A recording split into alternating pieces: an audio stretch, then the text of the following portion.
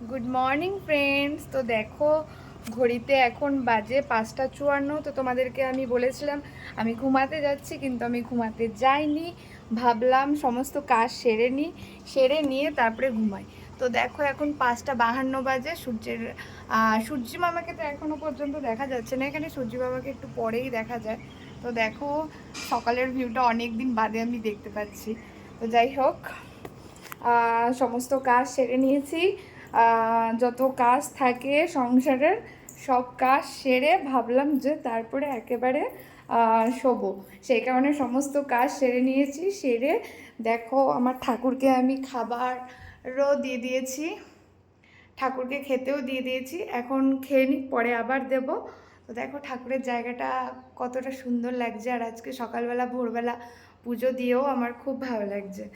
তো এখন পুজো টুজো দেওয়া হয়ে গেল, এরপর শুতে যাব, আমি ঘুমাতে যাব। তো চলো, টাটা।